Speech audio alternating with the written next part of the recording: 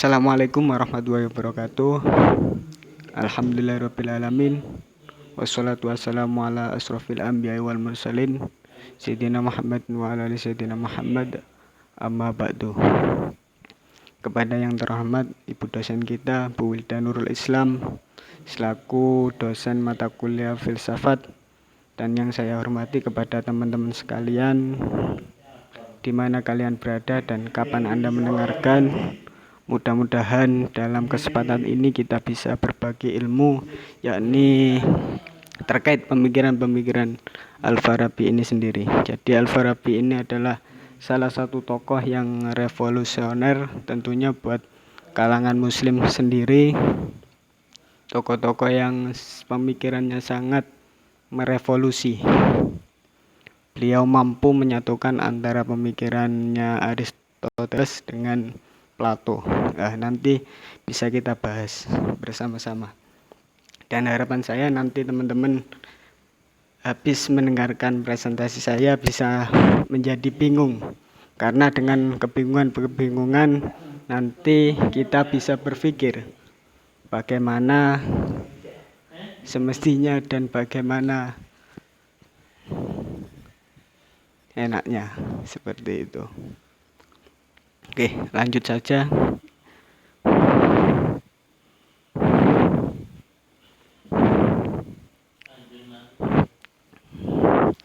Sedikit terkait tentang filsafat. Jadi, filsafat menurut etimologi yakni terbagi menjadi dua kata, yakni philo dan sophia, yang artinya cinta kebijaksanaan.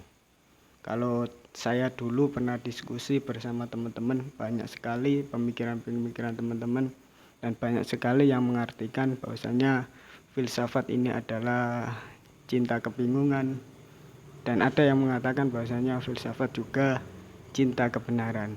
Nah, itu tergantung kita, karena tujuannya adalah sama, yaitu mencari kebenaran. Kalau menurut Al-Farabi sendiri, filsafat adalah ilmu yang menyelidiki hakikat sebenarnya dari segala yang ada. Oke, kita lanjut.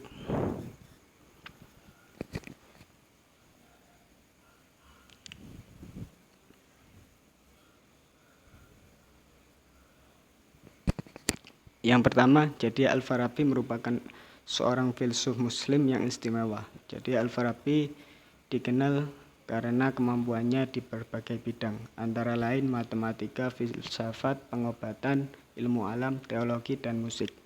Jadi Al-Farabi salah satu pencipta teori musik pertama, kalau nggak salah. Saya lihat di berbagai literatur yang ada.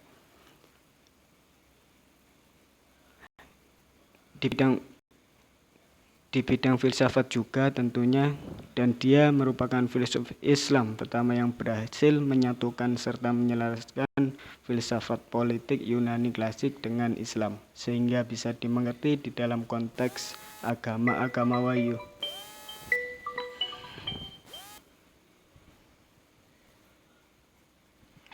Oke, mohon maaf ada gangguan sedikit. Jadi Al-Farabi merupakan campuran antara filsafat Aristoteles dan Neoplatonisme. Dia dikenal dengan sebutan guru kedua bagi Aristoteles dan Neoplatonisme. Dia dikenal dengan sebutan guru kedua setelah Aristoteles karena kemampuannya dalam memahami Aristoteles yang dikenal sebagai guru pertama dalam ilmu filsafat. Oke, kita lanjut, tak lama-lama lagi karena waktunya juga sangat mepet sekali.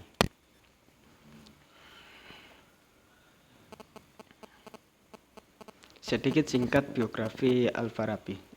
Jadi nama asli Al-Farabi adalah Abu Nasr Muhammad bin Larhan ibnu Uzail Al-Farabi. Al-Farabi juga mendapat julukan Al-Muallim As-Sani, guru kedua melebihi Aristoteles, seorang guru bagi manusia. Dan Al-Farabi sendiri lahir di kota Wasiji di distrik tahun 259 Hijriah. Dan ayahnya merupakan berkebangsaan Iran yang menikah dengan wanita Turki.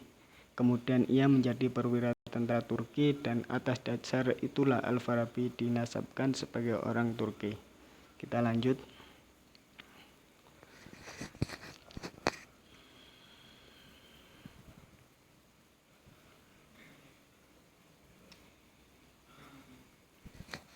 Nah, untuk perkembangan Al-Farabi sendiri, jadi Al-Farabi telah belajar logika di Baghdad dari para sarjana Kristen Yohanna Ibnu Hailan dan Abu Bishr. Pada saat itu Baghdad termasuk pewaris utama tradisi filsafat dan kedokteran di Alexandria. Al-Farabi dalam perkembangannya juga tercatat sebagai guru Yahya Ibnu Adi, seorang penerjemah Kristen, Nestorian sebagai tokoh logika Ibnu Al-Sarraj. Pada tahun 330 Masehi, Al-Farabi meninggalkan Baghdad. Ia kembali ke Turkistan. Di sanalah ia menghasilkan karya terkenalnya At-Ta'lim As-Sani yang membuatnya mendapat julukan Mu'allim As-Sani, guru kedua setelah Aristoteles. Ia kemudian pergi ke Suriah dan tinggal di Aleppo. Ia juga berkunjung ke Mesir dan negara-negara lain. Jadi perlu diketahui juga bahwa Al-Farabi di Turki itu banyak sekali karya-karya beliau yang dihasilkan di Turki itu. Beliau kembali ke Turki untuk membuat karya-karya, banyak sekali karya-karya beliau. Nanti akan kita bahas juga terkait karya-karya beliau dan apa saja. Dan di salah satu negara, Al-Farabi itu dijadikan salah satu mata uang. Fotonya ada di salah satu mata uang, kalau nggak salah di daerah Rusia, tepatnya di Kazakhstan. Makanya Al-Farabi ini adalah sosok-sosok yang revolusioner, membawa kontribusi banyak terhadap negara.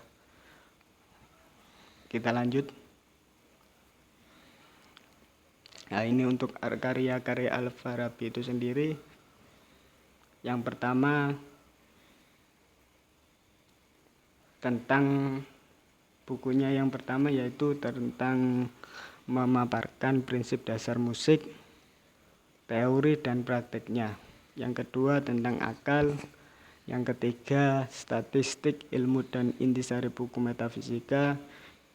Dan yang keempat tentang pandangan-pandangan penduduk kota utama. Kelima tentang wujud-wujud rohania. Keenam mewujudkan kebahagiaan. Keenam tentang upaya mewujudkan kebahagiaan. Ketujuh tentang masalah-masalah filsafat dan jawabannya. Kedelapan tentang pemikiran Aristoteles.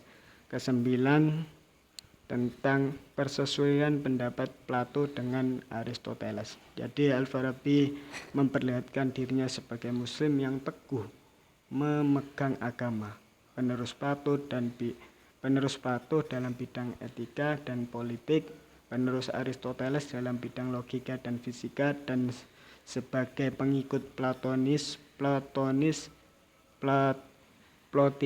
dalam bidang metafisika.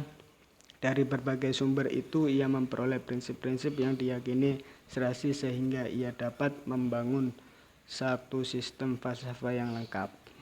Tuh. Oke, kita lanjut.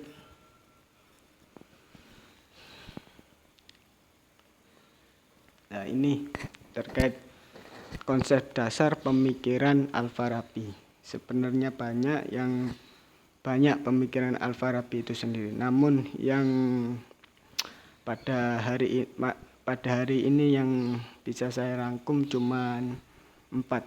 Dan ada satu lagi yang menurut saya penting untuk kita ketahui juga, yaitu tentang politik. Karena dengan gagasan-gagasan beliau yang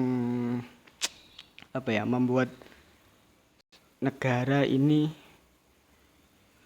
menjadi salah satu rujukan. Jadi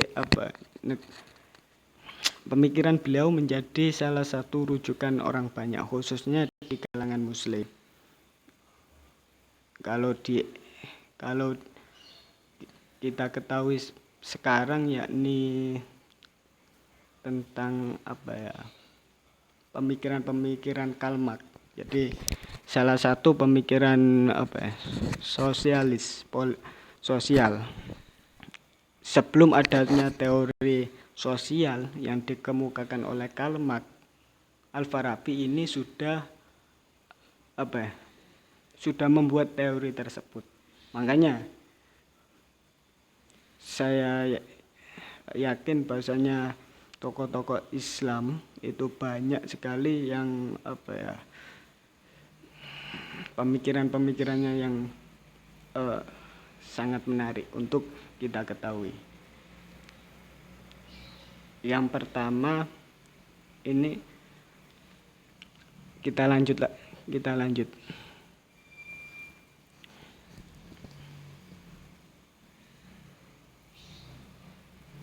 Nah, ini agama dan filsafat.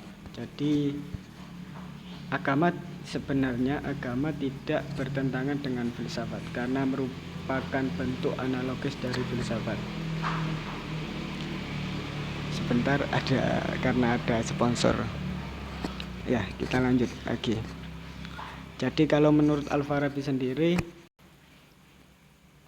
filsafat itu turun lebih dahulu dibandingkan dengan agama. Ini kata-kata Al-Farabi.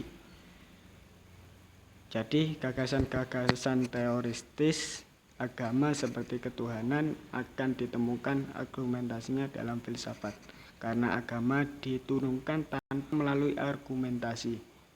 Agama hanya menjelaskan bahwa Tuhan itu satu, tidak beranak dan seterusnya, tanpa melalui pendalaman argumentasi seperti pembahasan tentang gerak, diam, ruang waktu, dan lain sebagainya.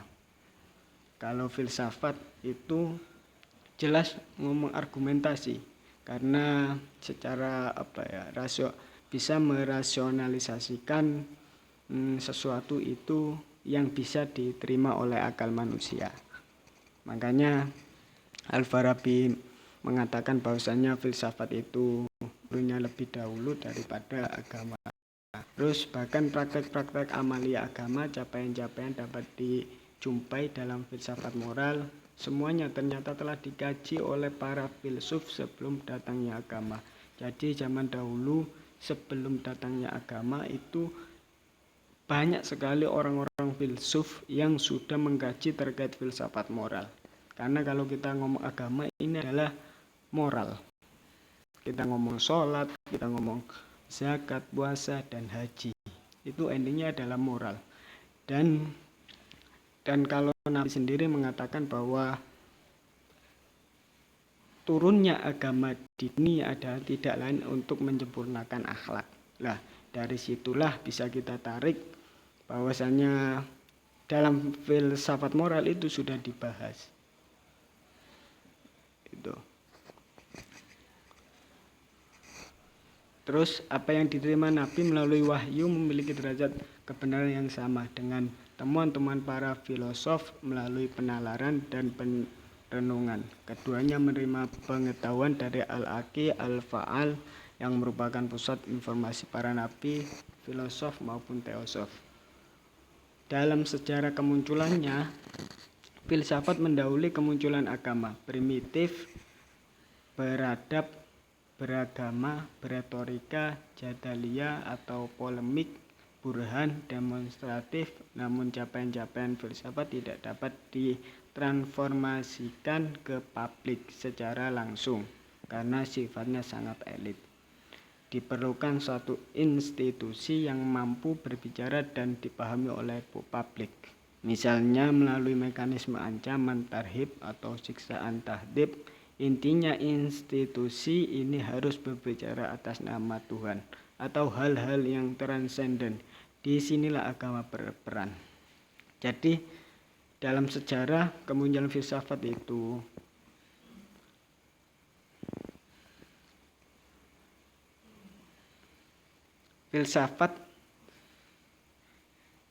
itu bisa menyelaraskan antara filsafat dengan agama. Karena dengan salah satu institusi itu tersebut.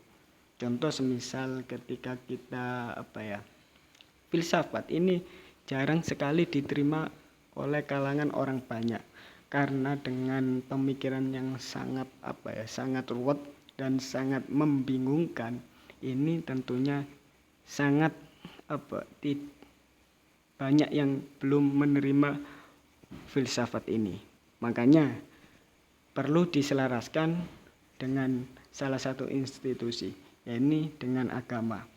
Salah satunya contoh semisal kita kepingin masuk surga ya berbuat baik.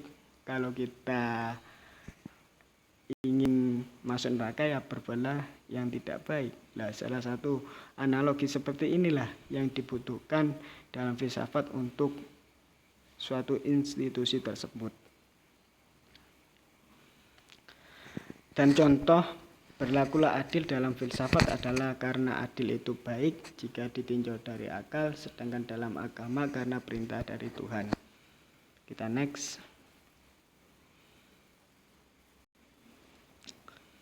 Logika sebagai solusi. Sumber perpecahan umat Bayani dan Irfani. Solusinya burhan, logika demonstratif. Argumentasi yang dibangun melalui premis-premis dalam ilmu logika akan menghasilkan konklusi yang benar tanpa memerlukan pihak lain. Teks atau entitas transendental. Irfan dalam pemikiran Al-Farabi penting, namun irfan menurut Al-Farabi berada pada tataran hasil penalaran. Seorang filosof hanya akan mendapat ilham dari Tuhan sesudah melakukan penalaran secara matang. Jadi pelakunya tidak pasif seperti dalam logika dunia. Kita lanjut.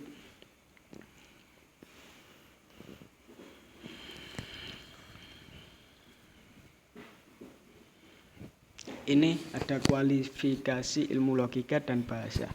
Jadi Al-Farabi telah memberikan klasifikasi tentang ilmu pengetahuan dalam 7 bagian, yaitu logika, percakapan, ilmu al-lisan atau bahasa, matematika, fisika, metafisika, politik, dan ilmu fikih. Ketujuh ilmu pengetahuan ini telah melingkupi seluruh kebudayaan Islam pada masa itu. Al-Farabi menyatakan bahwa logika dan ilmu bahasa adalah dua ilmu yang saling berkaitan erat. Dia menganggap logika sebagai sejenis tata bahasa universal yang keabsahannya menyebar luas ke seluruh ras manusia. Dia memberi dua alasan untuk pandangan ini. Pertama, logika berkenaan dengan pikiran atau ucapan dalam hati yang dimiliki oleh semua manusia. Kedua, logika hanya berniat pada lafal yang umum terdapat pada setiap bahasa segenap komunitas. Kita lanjut lagi.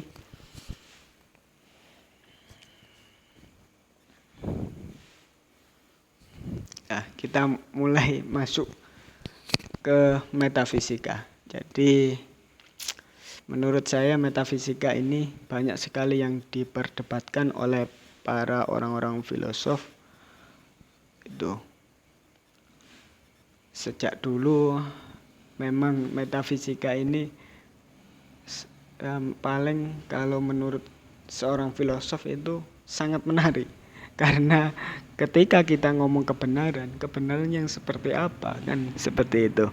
Makanya Al-Farabi juga membahas terkait yaitu filsafat ketuhanan yang disebut metafisika. Jadi Al-Farabi ketika menjelaskan metafisika ketuhanan menggunakan pemikiran Aristoteles dan Neoplatonisme. Ia berpendapat bahwa al-mujud al-awal sebagai sebab pertama bagi segala yang ada. Dalam pemikiran adanya Tuhan, Al-Farabi mengemukakan dalil wajib al-wujud dan mungkin al-wujud. Menurutnya, segala yang ada ini hanya memiliki dua kemungkinan dan tidak ada alternatif yang ketiga. Wajib al-wujud adalah wujudnya tidak boleh tidak ada dengan sendirinya. Esensi dan wujudnya adalah sama dan satu. Ia adalah wujud yang sempurna selamanya dan tidak didahului oleh tiada. Jika wujud itu tidak ada, akan timbul kemustahilan, karena wujud lain untuk adanya bergantung kepadanya. Inilah yang disebut dengan Tuhan. Adapun mungkin al-wujud tidak akan berubah menjadi wujud aktual tanpa adanya wujud yang menguatkan. Dan yang menguatkan itu bukan dirinya, tetapi wajib al-wujud. Walaupun demikian, mustahil terjadi daur dan tasalsul prosesus in infinitum, karena rentetan sebab akibat itu akan berakhir pada wajib al-wujud. Kita lanjut.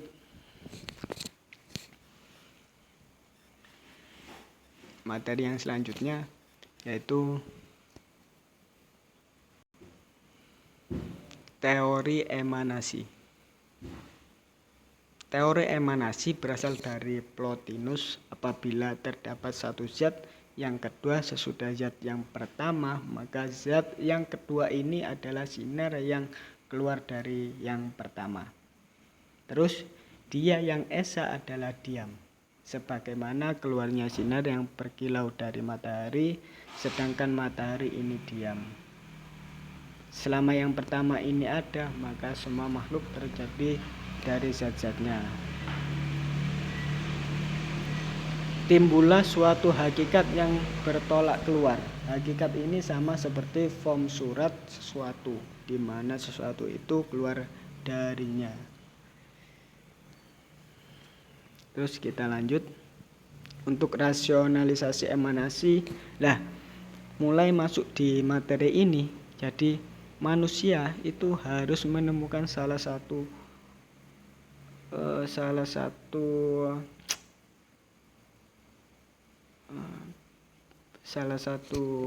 batasan-batasan dalam berfilsafat itu sendiri. Karena semakin jauh kita berfilsafat, maka harus kita persiapkan akal kita untuk menangkap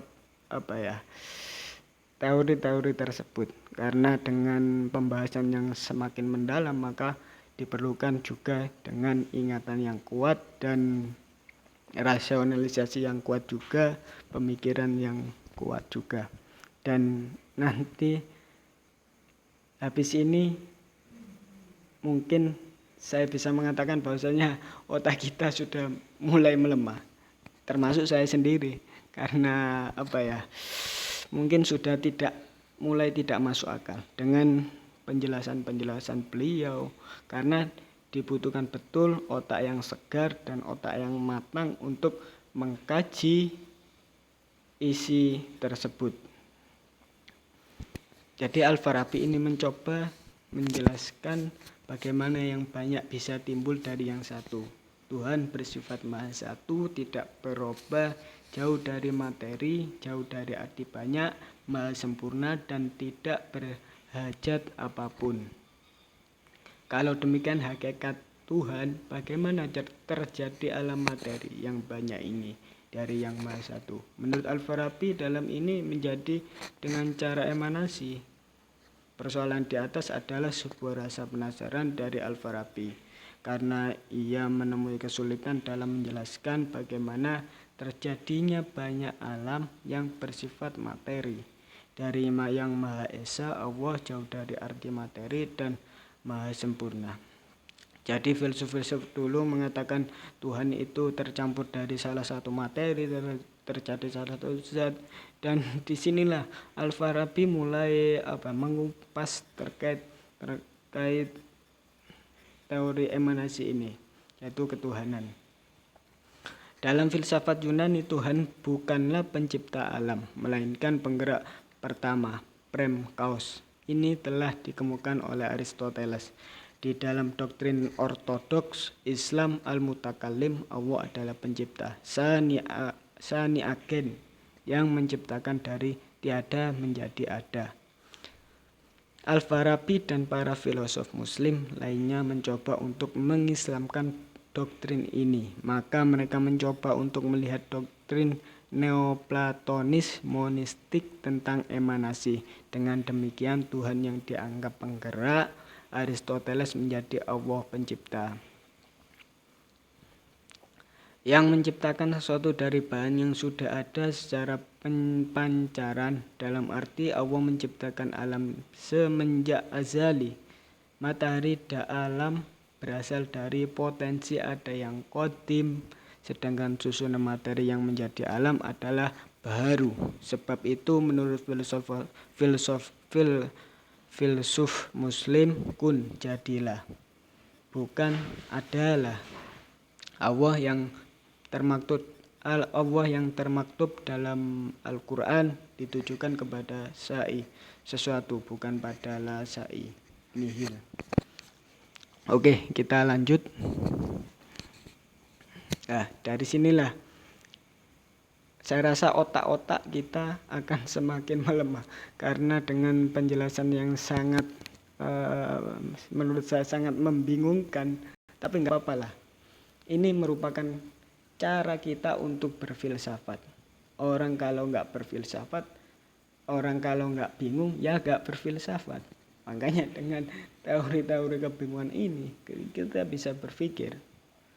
Nah, kita bisa berfilsafat. Kalau dikatakan bahwasanya kenapa kita bingung, kenapa saya bingung? Karena saya berfilsafat gitu.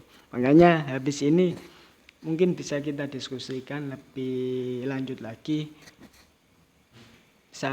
bersama ibu dosen kita, yaitu Bu Wilda.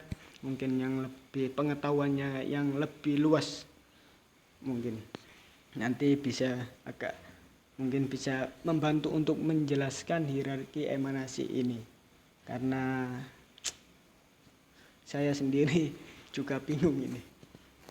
Karena ya nanti habis ini kita kaji. Jadi Al-Farabi berpendapat Tuhan sebagai akal berpikir tentang dirinya, dan dari pemikiran ini timbul suatu maujud lain.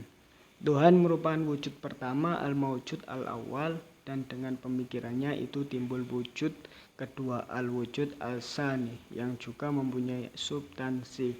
Ia disebut akal pertama, al-akal awal, al-awal, yang tidak bersifat materi. Sedangkan wujud kedua berpikir tentang wujud pertama. Dan dari pemikiran inilah timbullah wujud al-wujud as-salis, disebut akal kedua, akal as-sani.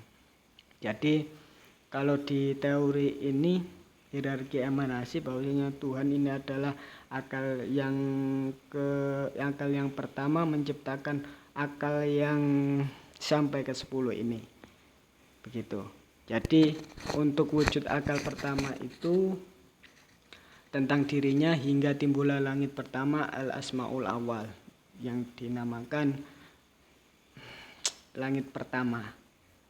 Terus yang kedua yakni bintang-bintang, ketiga yakni planet Saturnus.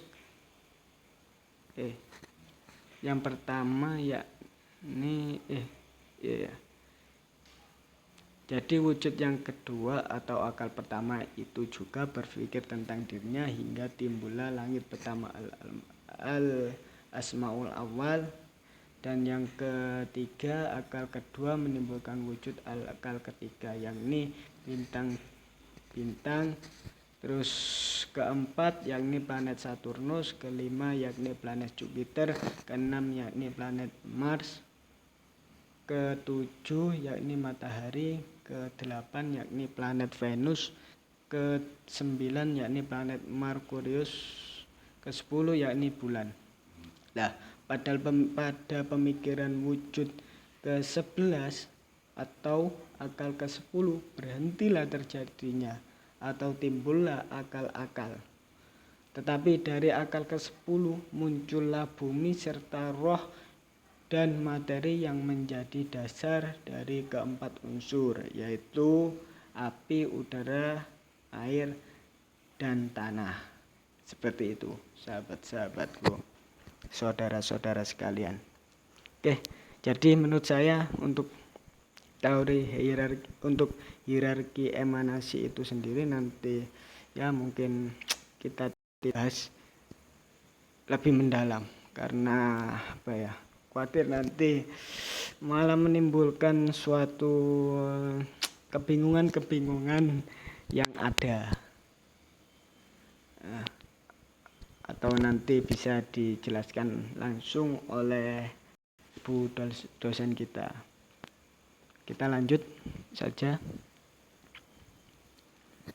Nah, untuk rasionalisasi hierarki, sebuah pertanyaan, mengapa jumlah akal dibataskan kepada bilangan 10?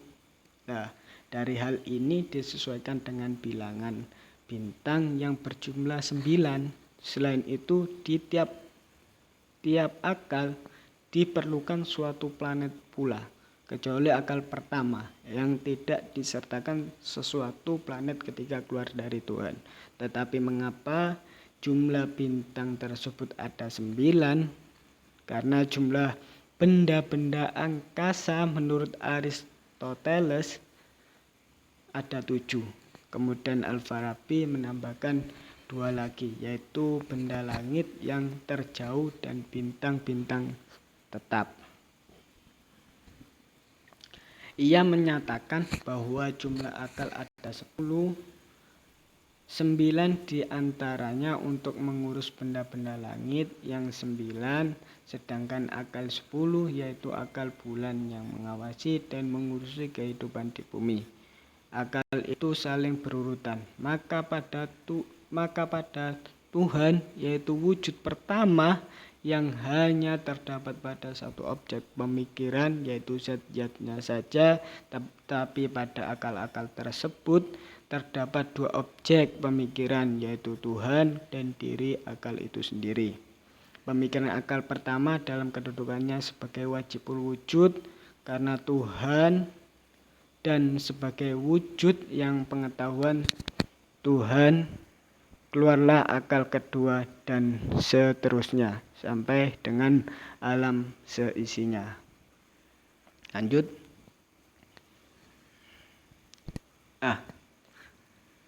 Untuk selanjutnya yakni terkait filsafat jiwa. Jadi jiwa ada dalam tubuh manusia memancar dari akal ke-10.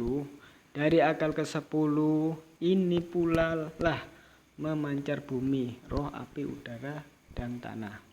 Al-Farabi mencoba melakukan sintesa antara pendapat Plato dengan Aristoteles. Karena di filsafat ini kan ada sintesis, sintesa, dan sintesis. Ya, makanya dengan adanya pendapat satu dengan pendapat yang lain, timbullah sebuah sintesis, yaitu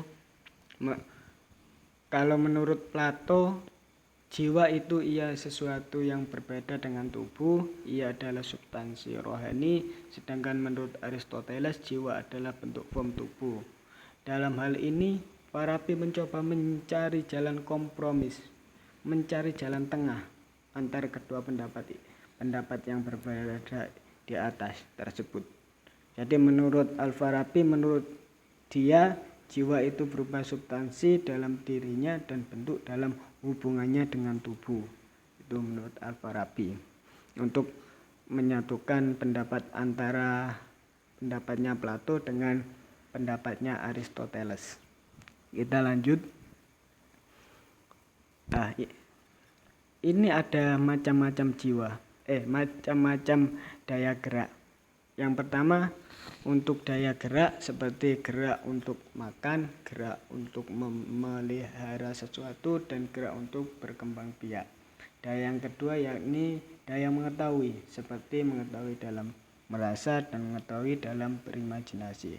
Dan daya ketiga yakni daya berpikir yang dipilah pada akal praktis dan akal teoritis. Akal praktis berfungsi untuk menyimpulkan apa yang mesti dikerjakan oleh seseorang.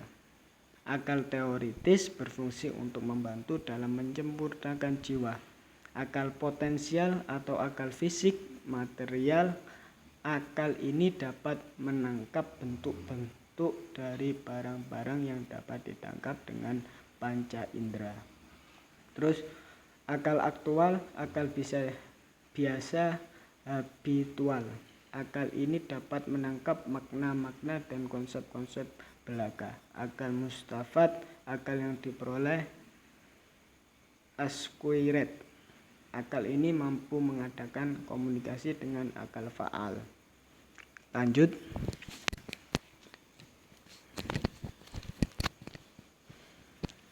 Terus yang terakhir, kalau nggak salah ini, yakni filsafat kenabian.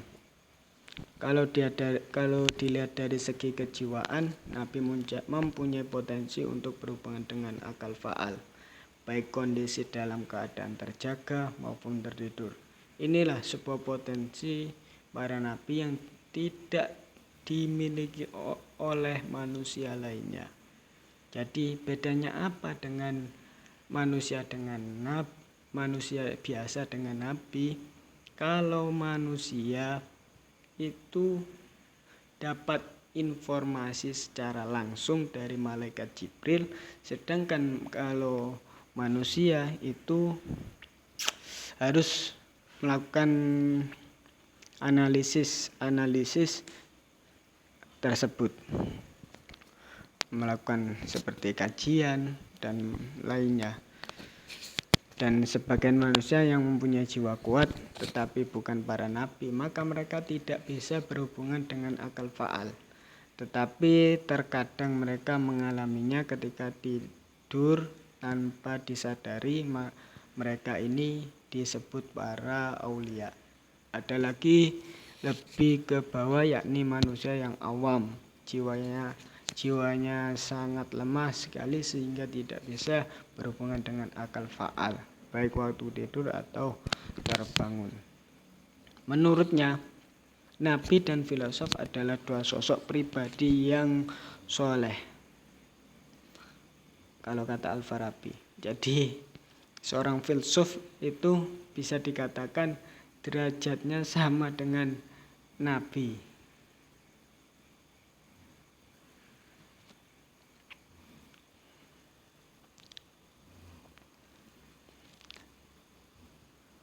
Dan yang akan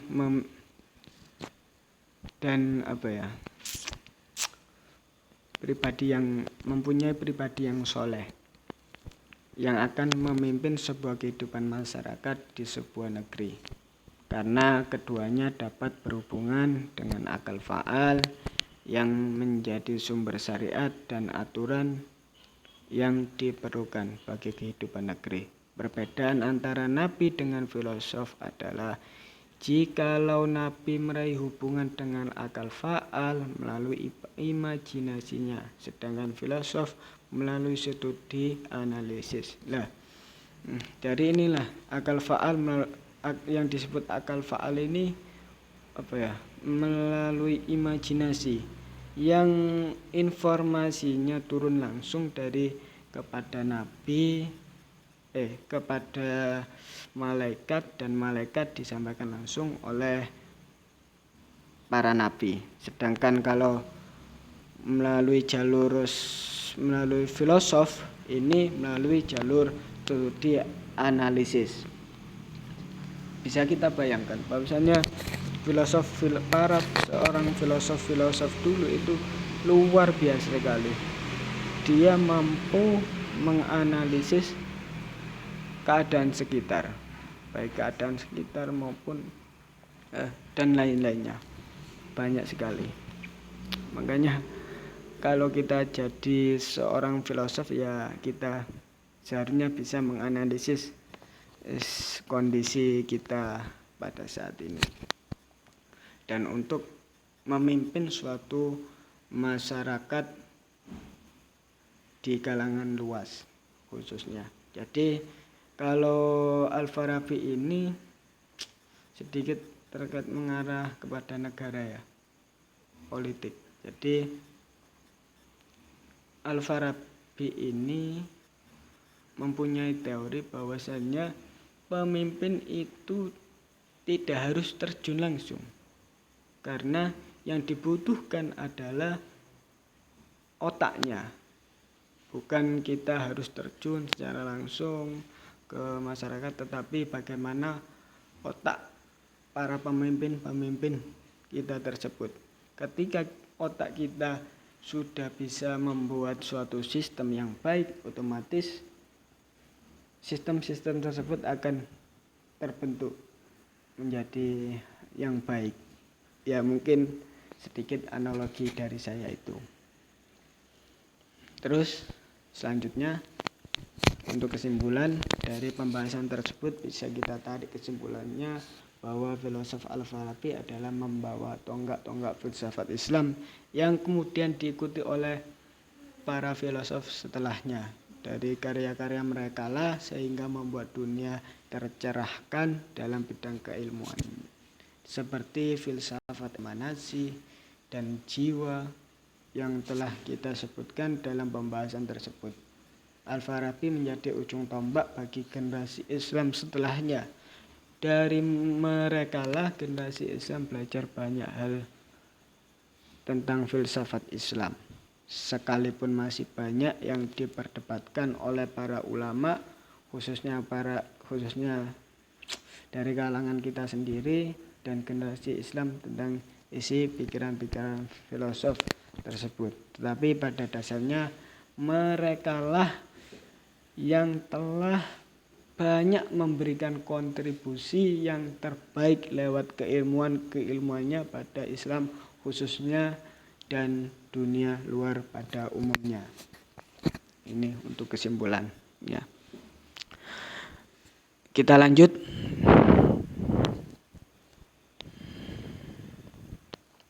Nah, ini ada salah satu kata-kata yang saya rasa menarik untuk saya pribadi, gitu. Aku berpikir maka aku ada. Jika kita bisa mampu berpikir kehidupan ini, maka otomatis kita bisa merasakan kehidupan yang aman dan tentram dan terkendali. Seperti itu. Jadi lebih tepatnya aku berpikir maka aku ada. Kalau kita hidup tanpa berpikir, buat apa kita hidup? Sama saja berarti kita. Makanya saya rasa cocok. Ini yang selalu saya bawa dalam pikiran-pikiran saya, dalam kehidupan sehari-hari saya. Yaitu aku berpikir maka aku ada. Jadi saya selalu berpikir, aku harus berpikir terus, maka aku harus ada. Aku berpikir maka aku ada. Aku berpikir aku ada. Aku berpikir aku ada. Selalu berpikir seperti itu. Oke. Sekian, terima kasih. Apabila ada kata-kata yang kurang pas atau kurang cocok, nanti bisa dikoreksi bersama-sama. Nanti bisa didiskusikan bersama-sama di grup Telegram maupun WhatsApp. Karena manusia adalah sejatinya tempatnya salah dan dosa.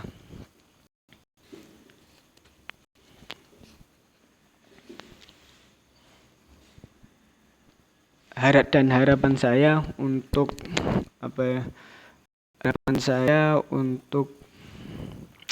sebentar ini gangguan malam-malam, ada yang WhatsApp. Dan untuk harapan saya, kita bisa diskusikan apa yang telah menjadi tugas saya pada hari ini. Kita diskusikan bersama-sama, dan kalau ada pertanyaan-pertanyaan mungkin bisa di list di grup nanti, biar saya akan menjawab